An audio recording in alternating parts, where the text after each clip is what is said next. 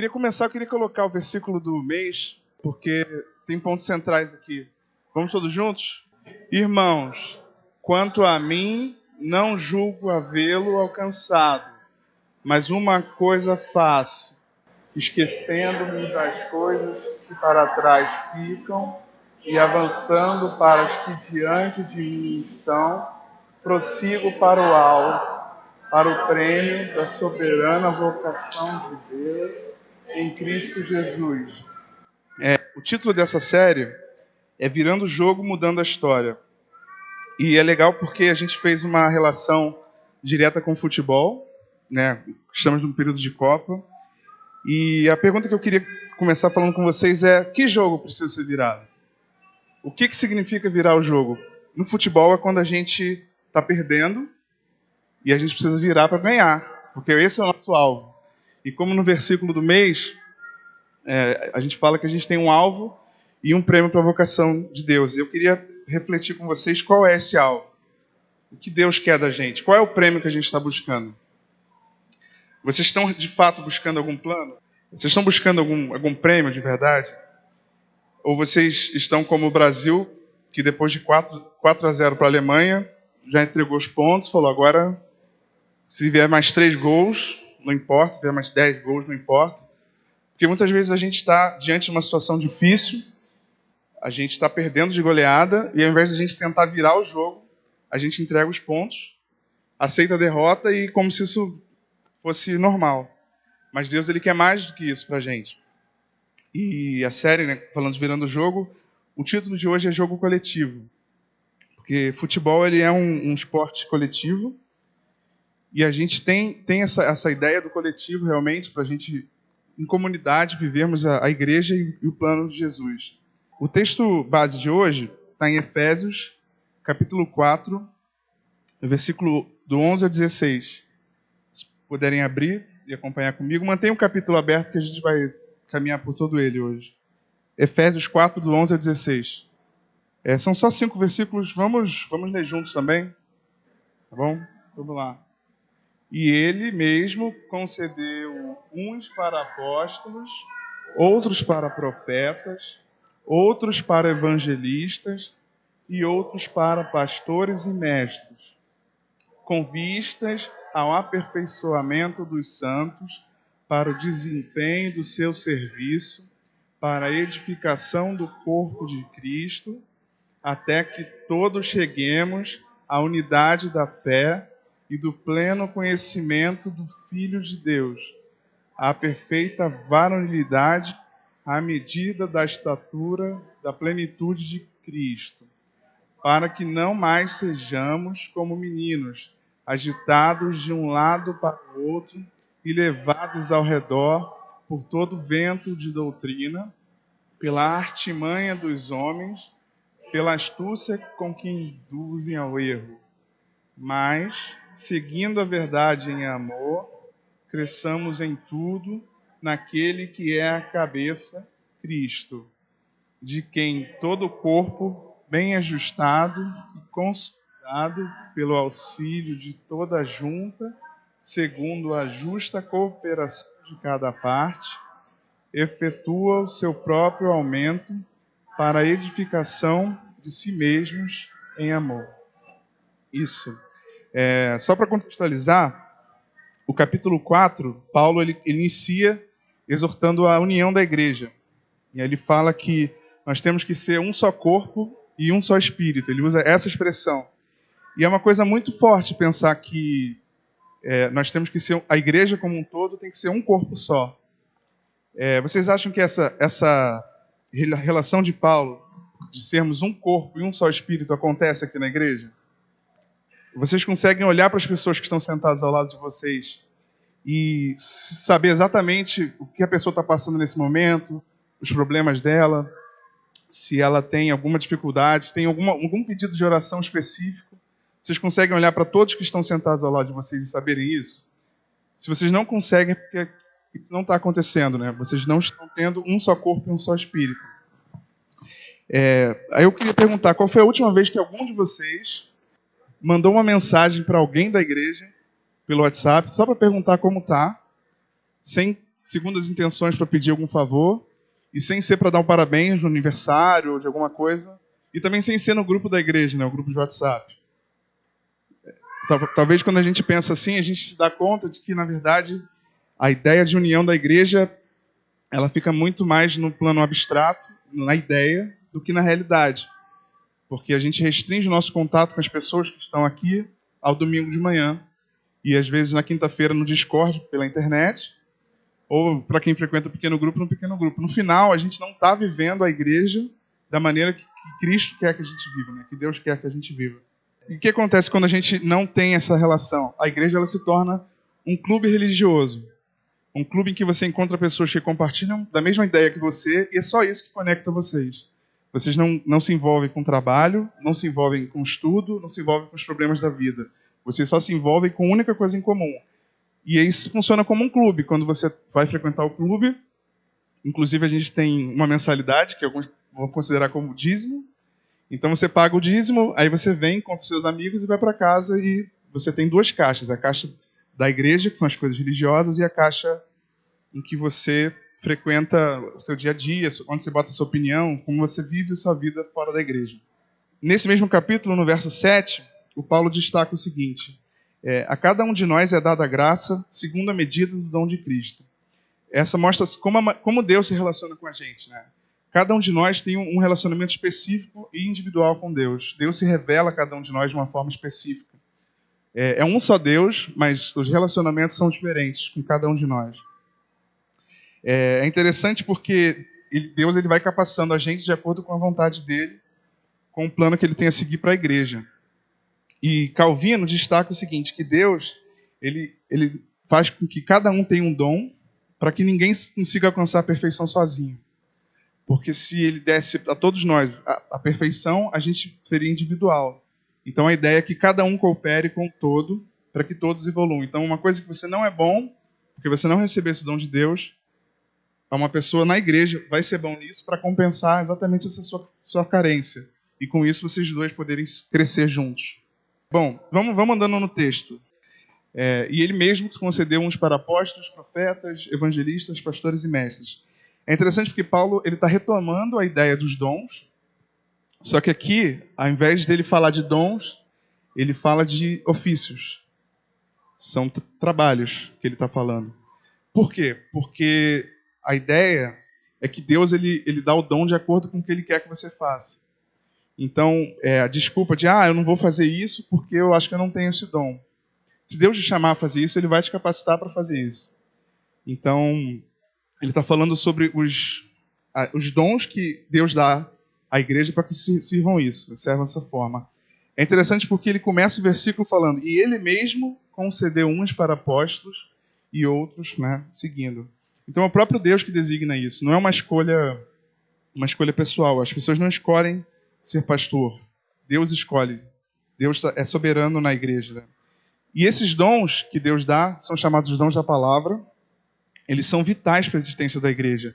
Porque sem que a gente tivesse os pastores, os profetas, os evangelistas, os mestres, a gente não teria a igreja. A gente tem que pensar o seguinte, na igreja primitiva, não existia a Bíblia, né? A Bíblia que a gente tem hoje. E o Antigo Testamento, ele só existia em algumas sinagogas e nem todo mundo tinha acesso a ele a hora que quisesse. Então era vital que essas pessoas existissem no mundo, porque a gente precisa de alguém para falar para a gente o que Deus quer, a vontade de Deus. Eu fico imaginando que essa carta para Efésios, né? Eu fico imaginando o líder de Éfeso reunindo toda a comunidade para ler essa carta que eles tinham recebido de Paulo e toda a comunidade ouvindo a carta com calma, com o coração aberto para ouvir cada palavra, entender a mensagem, para que aquilo de fato falasse com eles. E hoje em dia a gente tem a Bíblia no celular, talvez a gente não leia com a mesma entrega e com a mesma possibilidade que a gente teria se fosse difícil ter acesso à palavra. A gente não faz isso, a gente não tem o mesmo amor em ler a Bíblia como as pessoas tinham, porque era uma oportunidade quase que única você ter aquele momento para ler a palavra de Deus e depois você talvez demorasse a ter essa possibilidade de novo. E a gente tem um acesso irrestrito a hora que a gente quiser, mas ainda assim a gente escolhe não ler a Bíblia.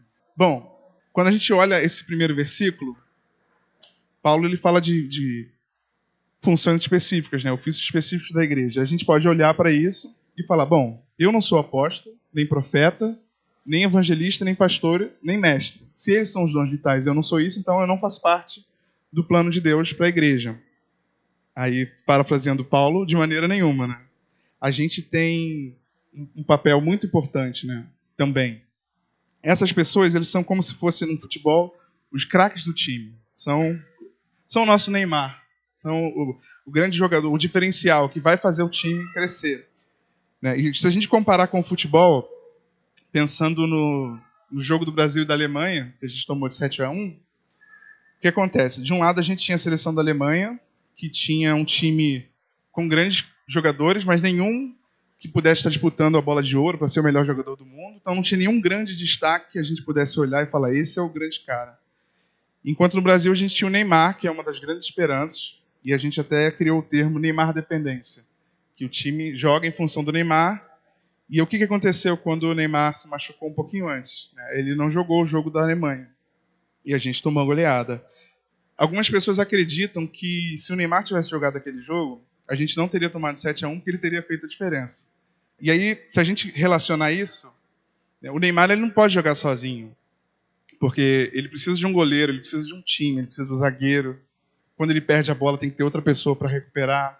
Da mesma maneira, os nossos craques, o pastor, a liderança, eles não podem necessariamente ser o único que vai fazer alguma coisa. Ele precisa do coletivo, ele precisa da gente também. Temos a nossa parte. É interessante porque cada jogador no time ele tem uma função, né? O goleiro tem que defender, o zagueiro tem que tentar roubar a bola, proteger o goleiro, e o atacante tem que fazer gol. Então, é da mesma maneira que a gente cresce no individual com Deus para que o coletivo funcione de uma forma melhor. Tem uma função específica. E aí é interessante porque a gente trata muitas vezes o pastor como se fosse o nosso Neymar. A gente fala assim, eu tenho um amigo no trabalho, eu tenho um amigo na faculdade, eu tenho um parente que está afastado de Deus, e o que a gente faz? A gente convida ele para a igreja, com a esperança do pastor dar um gol de letra, cativar a pessoa e ela se converter. Aí você se programa todo, aí bem no domingo que você trouxe aquele seu visitante, o pastor vai pregar em outra igreja e chama eu, que não sou o Neymar, para pregar.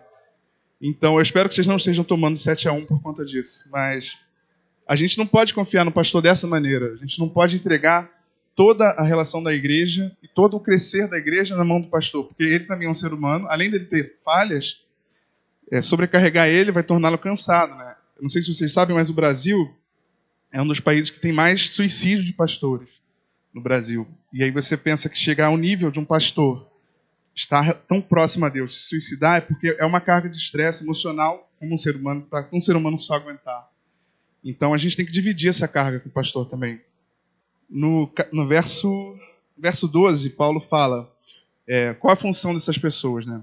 Com vistas ao aperfeiçoamento dos santos para o desempenho de seu serviço, para a edificação do corpo. A palavra-chave aqui é desempenho. Ou seja, nós temos a nossa parte também.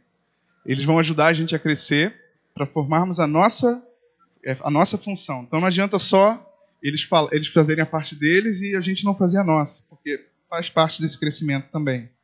Mas aí, esse crescimento, ele é um objetivo de Deus? Qual é o objetivo de Deus? Qual é o alvo que a gente está buscando nessa caminhada espiritual? Jesus, ele tem um alvo específico para a gente, ele fala isso em vários momentos dos evangelhos. Né? Deus também. Se no futebol o alvo é vencer, na nossa caminhada espiritual, nós temos um alvo também. E esse alvo está descrito no verso 13. São 3 alvos específicos. O primeiro, ele quer a unidade da fé. O que é a unidade da fé? É que a gente acredite no mesmo Deus, que a gente acredite em Jesus, que a gente acredite que Ele morreu na cruz pelos nossos pecados, que a gente acredite que Jesus ele ressuscitou ao 3º dia e que nós convivemos com o Espírito Santo dentro de nós, que foi enviado por Deus. O segundo alvo é que todos conheçam Jesus de forma plena. Isso significa que a gente tem que conhecer Jesus completamente, a sua essência, e é algo muito forte, né? Tem a ver com a gente saber quem ele é, qual o papel dele na minha vida, qual a importância dele no meu dia a dia e o que ele fez por mim. Esses 2 primeiros alvos, eles são doutrinários, tem a ver com a crença e a doutrina que a gente segue e a fé que a gente professa. O terceiro alvo já é prático. O terceiro alvo, ele diz: a perfeita varonilidade à medida da estatura da plenitude de Cristo. Então, esse é o alvo prático. O que a gente tem que fazer no dia a dia? A gente tem que ser igual a Jesus, tanto moralmente quanto espiritualmente falando. E é um alvo muito difícil. É muito alto esse alvo. Deus, ele quer o mais alto padrão para a gente. E é interessante porque a gente acaba reduzindo esse padrão a simplesmente ir à igreja aos domingos, fazer uma oração antes das refeições ou antes de dormir, ou quando acorda, uma oração muito curta, ou a gente lê um versículo da Bíblia, ou a gente faz uma coisa ou outra, e Deus, ele pede toda a vida de Jesus, ele pede a nossa vida inteira, porque afinal Cristo mesmo fala que ele quer que a gente negue a nós mesmos, que a gente tome a nossa cruz para segui-lo, e a gente restringe o nosso tempo, restringe a nossa dedicação e a nossa vontade, e ele pede a nossa plenitude, né? Alguns momentos da nossa vida estão muito longe dessa plenitude que Deus exige da gente. Nesse mês, o Marcelo, ele fez um pedido. Foi um dos desafios, era que a gente separasse 5 momentos por dia para dedicar ao Senhor. Aí ele falou que poderia ser uma oração de manhã quando acorda, outra oração à noite antes de dormir, e 3 momentos ao longo do dia que você fizesse uma oração ou lesse um versículo da Bíblia para meditar. Quantas pessoas aqui conseguiram fazer 5 vezes por dia durante pelo menos uma semana? Pode levantar a mão. Ninguém. Família da Joia, mas ela é parente do pastor. Não? Então, são 5 momentos por dia que talvez se a gente separasse 1 minuto, seriam 5 minutos num dia de 24 horas. Ainda é muito pouco. O que o Marcelo desafiou a gente a fazer é muito pouco. Deus, ele pede a nossa vida inteira. O que são 5 minutos por dia? Nada. Mas quando a gente não é capaz de fazer isso, o recado que a gente está dando para Jesus e para Deus é: o que você fez naquela cruz para mim não foi importante o suficiente para que eu abra mão das coisas que me dão prazer, das coisas que eu quero, para que eu abra mão da internet, para que eu abra mão de um filme, para que eu abra mão de dormir, que eu abra mão de trabalho extra. A gente não quer isso. Aí quando a gente vem para o culto, a gente passa aqui 1h20 durante o tempo. Aí você já compensei a semana toda. Fiquei 1h20, não fiz 5 minutos todos os dias, mas eu fiz 1h20, peguei ali a maior parte, mas é muito pouco para o que Deus quer para a gente. Ele pede a nossa vida inteira. E por que a gente faz isso? Por que a gente não consegue dedicar 5 minutos? Né? A resposta está no verso 14. Porque nós somos como crianças, somos como meninos. Ele não quer que a gente seja como meninos. Como é que é um menino, uma criança? Ela é inconstante. Uma hora ela quer brincar, outra hora ela quer correr, mas é brincar também. Uma hora ela quer comer, outra hora ela não quer. Uma hora ela está chorando, outra hora ela está triste. Ela é muito inconstante, ela fica o tempo todo mudando de humor e mudando de vontade. E a gente é assim também. E não é isso que Deus quer pra gente. A gente não pode, uma hora, querer ir para a igreja, na outra não, porque está chovendo, porque eu tenho um trabalho para fazer, porque eu estou com sono. A gente não pode querer ler a Bíblia um dia e no outro não querer. A gente não pode, hoje eu vou orar o dia todo, e no outro dia não orar. Deus, ele quer uma constância, ele quer que a gente tenha uma plenitude de relacionamento com ele, né? E tem muitas coisas importantes que a gente precisa fazer para ser moldado, né? E a outra coisa que Deus quer da gente nesse versículo ainda é que a gente não seja levado a redor por todo vento de doutrina. Isso basicamente que a gente tenha a nossa fé toda calcada em Jesus. E que, apesar de ser difícil, que nenhuma coisa desse mundo, nenhuma demanda que esse mundo exige da gente, seja no trabalho, seja no social, a maneira como você pensa a política, por exemplo, que isso de alguma forma não se afaste do que Deus quer, porque os ventos de doutrina vão nos induzir ao erro. A gente tende a ser flexível a ponto de mudar de opinião e confrontar a Bíblia ao invés de ser confrontado por ela por vários motivos. E não é isso que Deus quer pra gente, né? Quando essas doutrinas elas são flexíveis, o que acontece? A gente cai. E aí nós temos um 7-1 na nossa vida. E a gente precisa virar esse 7-1. Porque Deus, ele nos dá várias chances para sempre recuperarmos essa derrota que estamos sofrendo na vida. E o verso 15, o Paulo fala assim: devemos seguir a verdade em amor e cresçamos tudo naquele que é a cabeça, Cristo. A palavra-chave aqui é amor, porque A gente não vai fazer o que Deus quer por obrigação, a gente não vai fazer o que Deus quer por medo do inferno, por medo do que Deus pode fazer com a gente, e nem por segundas intenções, eu vou fazer isso para ter a vida eterna. A gente faz isso por amor. O amor de Deus ele é tão grande e nos comove de tal forma que a gente acaba sentindo a vontade de se entregar a Ele, porque ainda é pouco diante do que Ele faz por a gente todos os dias. Aí ele fala que Cristo é a cabeça. Né? Essas metáforas são sempre legais e a Bíblia está repleta delas. Se a gente imaginar o corpo, né? Cristo é a cabeça, cada um de nós é um membro. Outra metáfora relacionada a Cristo é que Cristo é a videira, nós somos os ramos. Então a gente fala que um ramo fora da videira ele não pode dar frutos. Então faz parte da ideia, um braço fora do corpo também não se mexe. Então a gente precisa estar conectado ao corpo de Deus, que nesse caso é a igreja, conectados a Cristo, que é a videira da nossa vida, para que a gente possa florescer, a gente possa dar frutos na vida. No verso 16, o Paulo destaca a ideia de justa cooperação do corpo. Como eu comentei anteriormente, cada um de nós recebe um dom de Deus, recebe um talento. E Deus ele não dá perfeição a ninguém. Porque a ideia é que esse talento ele seja exatamente o necessário para complementar o talento de outras pessoas e com isso o corpo todo crescer. Ele quer esse trabalho em conjunto. E como é que a gente pode fazer isso dentro da igreja? Tem várias maneiras, né? Tem o discipulado, que é você caminhar com uma outra pessoa e você apresenta os seus problemas, apresenta suas dúvidas teológicas, apresenta questões que você tem de outras igrejas, da sua vida pessoal, do trabalho, e essa outra pessoa ela vai te confrontar.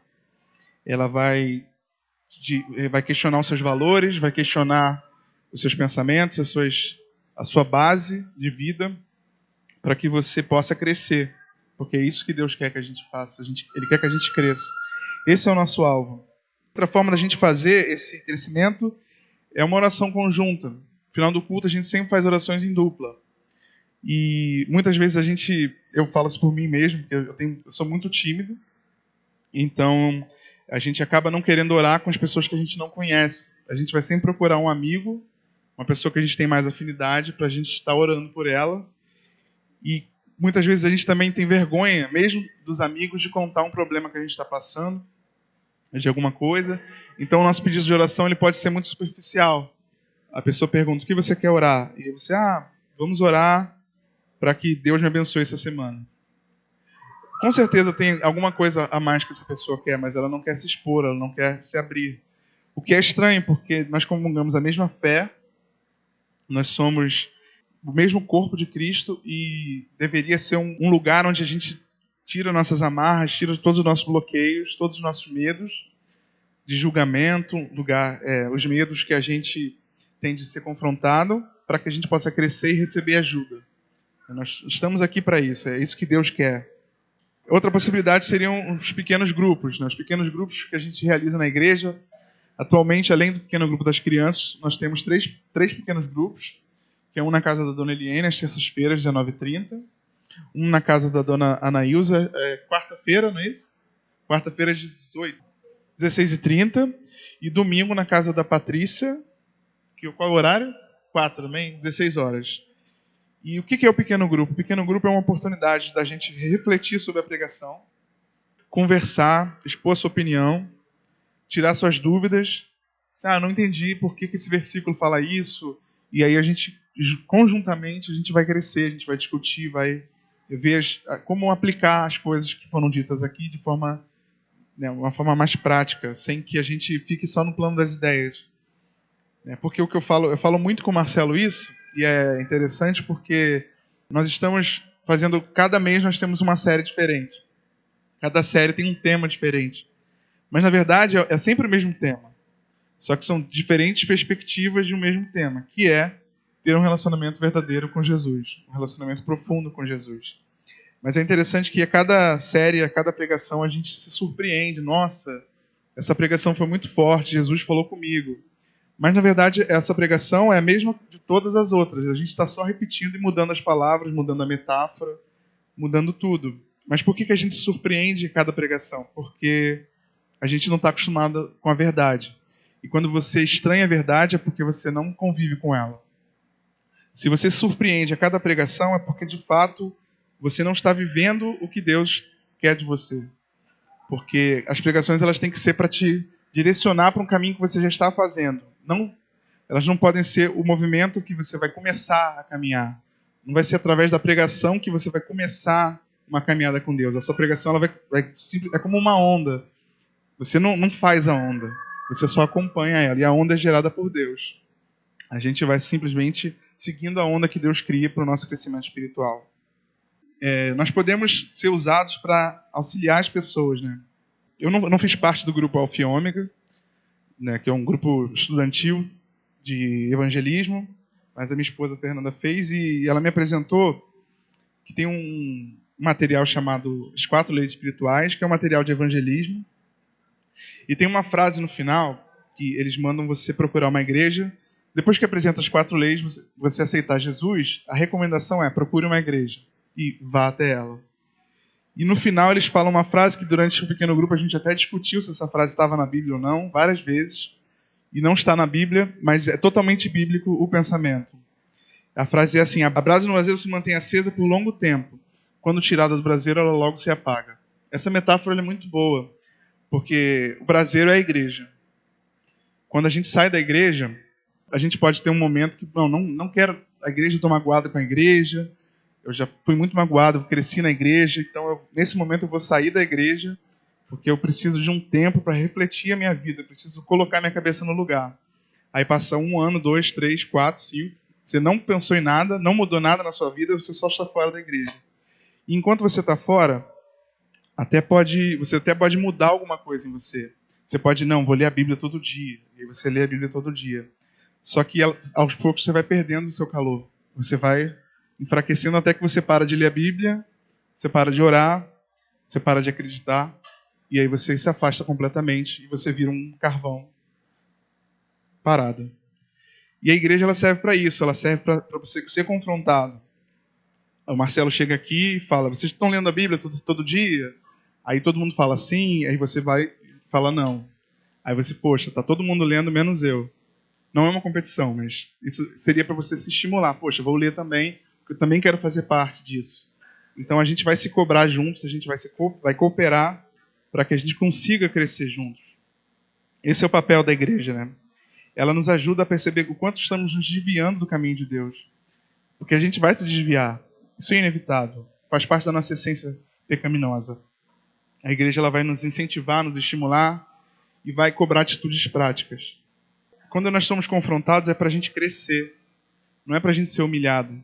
Quando o pastor fala uma coisa muito forte, que a gente sente como um soco no estômago, o Daniel Castro sempre usa essa expressão no discipulado, ou em algum momento que a gente está, e tem uma frase que é muito forte, aí ele sempre fala: deixa só me recuperar do soco no estômago.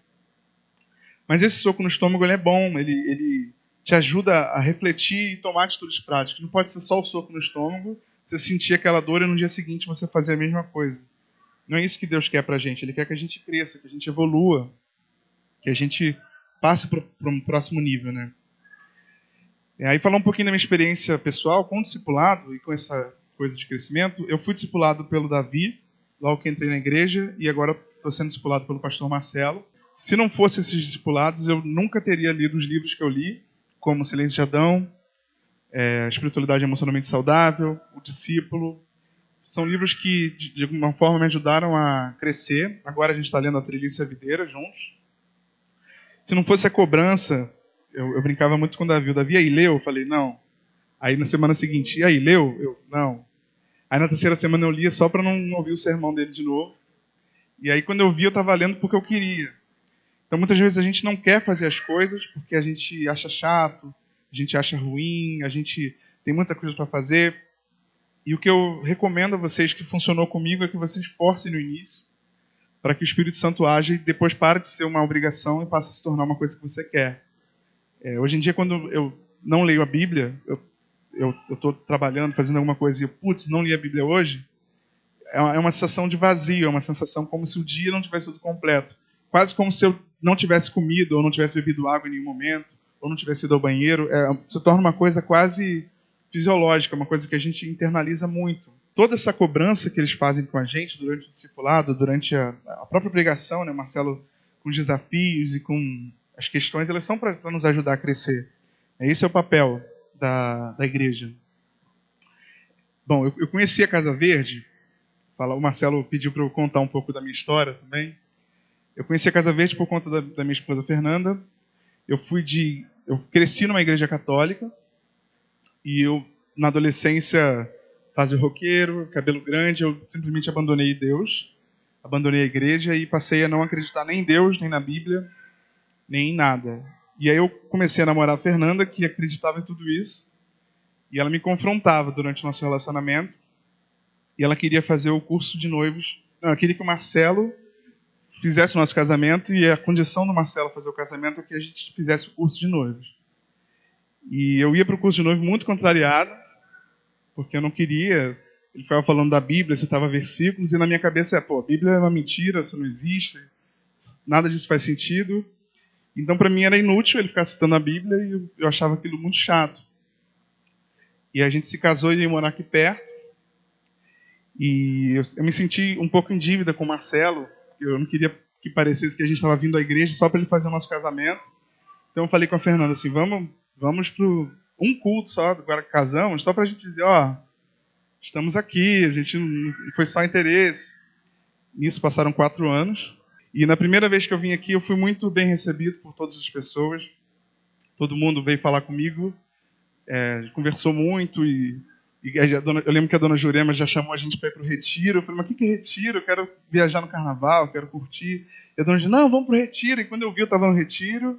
Aí no retiro, o Marcelo falou, vocês têm que fazer pequeno grupo. Aí vamos fazer um pequeno grupo na nossa casa. E aí tem que ser discipulado. Eu já fui discipulado, então assim, eu não era cristão, eu não era nada. Em um mês de igreja, eu tinha um pequeno grupo na minha casa. Eu estava sendo discipulado pelo Davi e eu estava vindo à igreja todo domingo. Isso porque eu não acreditava em Deus e na Bíblia. E eu falava para a Fernanda que para ela não criar esperança, porque eu nunca ia me converter e que ela iria vir para a igreja sozinha. E Deus ele foi moldando meu coração, foi me mostrando que existe algo maior, e todos os meus argumentos lógicos em que eu tentava confrontar a Bíblia, confrontar a fé, confrontar a igreja, foram quebrantados um a um, até que eu me batizei na igreja. Tem uns 3 anos, mais ou menos. Foi em 2015, tem um pouquinho mais de 3 anos. E nesse período, a igreja foi fundamental para mim. Não só pelo companheirismo das pessoas, pelo discipulado, pelos pequenos grupos. Não só porque isso ajudou o trabalho de Deus em me convencer da sua existência, do seu amor. E as coisas aconteceram tão rápido, e eu fui trabalhando, a gente foi fazendo tantas coisas. E hoje em dia eu faço parte da mesa administrativa da igreja. E é engraçado pensar no meu passado, em que eu saí de um noivo ateu para um casado presbítero. É muito forte ver que Deus ele tinha um plano para mim, como ele tem para cada um de vocês. E esse plano ele excede todo o nosso entendimento. A gente vai confrontar ele com a lógica, a gente vai confrontar ele com várias questões, mas o amor dele é irresistível e a gente não vai resistir por muito tempo. A gente precisa enxergar que a igreja ela é um instrumento de Deus para isso. A gente precisa enxergar a oportunidade que nós temos para que a igreja nos ajude a crescer, mas também, algo muito importante nesse crescimento é a gente entender que a gente também precisa ajudar outras pessoas a crescer. Tem uma expressão que eu uso muito, que a gente não pode ser só vem a nós. Não, tem que ter o vem a nós, porque a gente nunca vai ao vosso reino. A gente tem que parar de querer ser discipulado, a gente tem que parar de querer ouvir uma pregação, a gente tem que parar de querer ouvir uma palavra. A gente tem que discipular, a gente tem que liderar e a gente tem que fazer parte de tudo. Porque o serviço também faz parte da caminhada. Você não pode só receber, porque é uma corrente. Se chega até você, é porque a pessoa que foi de você veio de outra pessoa. E se você corta essa corrente, você está interrompendo o trabalho de Deus. Nós temos vários discipulados acontecendo na igreja. Eu ia preparar uma apresentação com a lista de discipulados, mas eu me mudei ontem, então minha vida está uma confusão. Eu não consegui preparar, mas tem vários discipulados acontecendo ao mesmo tempo. É interessante ver como a igreja está crescendo. Que tem 3 níveis de discipulado. Né? Uma pessoa, Marcela, me discipula, por exemplo, eu discipulo o Davidson, eu já vou incentivar o Davidson a discipular outra pessoa, e a ideia é que todos nós, em algum momento, sejamos discipulados e discipulamos uns aos outros. Porque esse é um dos planos de Deus em construir a igreja. Por fim, para a gente terminar essa relação, o último verso. Ele fala, né, sobre o corpo bem ajustado, consolidado, pelo auxílio de toda a junta. Somos todos nós, cada um fazendo o seu papel. Para que isso a gente consiga efetuar o nosso próprio crescimento, nosso próprio aumento e a edificação em amor. Nós temos 2 dimensões envolvidas aqui, né? Temos a dimensão horizontal, que é o crescimento do corpo, seria a gente chegar e ter mais pessoas entrando no reino de Deus, entrando na família de Deus, com uma igreja maior, é um crescimento horizontal, e nós temos um crescimento vertical, que é a edificação de Deus, edificação da nossa vida, é estarmos mais próximos de Deus, e tudo isso através do amor, que novamente é apresentado aqui. E como eu falei, o amor de Cristo ele é irresistível. Como eu falei, eu me mudei ontem, e Deus ele tem muitas coisas para mostrar para a gente, e nos ensinar. Essa pregação eu terminei de preparar, de estudar, de organizar na terça-feira, porque eu sabia que ia ser uma correria por conta da mudança. E aí ontem eu tive digamos assim, uma amostra grátis de o que é viver em comunidade, através, né, da minha mudança. Eu contei com a ajuda de pessoas da igreja, de irmãos em fé que me ajudaram, carregando coisas, desmontando, montando, carregando, enchendo o caminhão, indo até lá, deu um problema com o caminhão. A gente levou quase o dia inteiro para terminar a mudança, mas todos estiveram lá e a gente pôde comer juntos, almoçamos juntos, estivemos juntos. O Sival até falou comigo que ele se sentiu em Atos, em que comíamos juntos, vivíamos juntos, trabalhávamos juntos, fazíamos tudo juntos, que foi um momento de atos de mudança. E foi realmente uma oportunidade para ver como é importante que a gente possa contar uns com os outros para tudo. Não só para problemas de cunho espiritual, mas também para emocional. Em todas as áreas da nossa vida, nós podemos contar uns com os outros. Então, para concluir, né, esse texto ele fala que Deus tem 3 alvos para a nossa vida. Que a gente tenha uma unidade na fé, que a gente conheça Cristo plenamente e que sejamos perfeitos segundo Ele. Então, são os 3 objetivos que nós estamos buscando nesse momento. Mesmo que a gente tenha tomado de 7-1, ainda dá tempo de virar o jogo. E se a gente atingir esse objetivo, nós teremos a maturidade espiritual que Deus quer. Nós seremos maduros, estaremos aqui todos os domingos. Faça chuva, faça sol. Nós leremos a Bíblia todos os dias. Mesmo que a gente não tenha tempo, que a gente não tenha ânimo, porque a gente está cansado, porque a gente está desanimado com as coisas. E Deus ele quer que a gente cresça nesse momento. Mas, infelizmente, muitos de nós não querem ser confrontados. A gente não quer que as pessoas nos conheçam intimamente. A gente não quer revelar os nossos pecados. A gente não quer revelar nossas falhas. A gente não quer que outra pessoa saiba dos nossos problemas para que nos ajude a crescer. Então a gente se fecha e muitas vezes o que acontece, e aí novamente a gente centra na figura do pastor. A gente tem um problema, a gente quer desabafar com o pastor, a gente quer que o pastor ajude, a gente quer que o pastor faça oração, vá na minha casa, fazer uma oração por uma doença ou por uma situação familiar. E todos nós somos convidados dentro da igreja a fazer isso, a participar disso. Então a gente tem que se deixar ser levado pelo Espírito, a confiar uns nos outros, para que possamos de fato ser um só corpo e um só Espírito, como Paulo quer que a igreja seja. Como desafio, eu pensei em 2 possibilidades. Um é um desafio prático que vocês vão fazer nessa semana, espero que todos façam.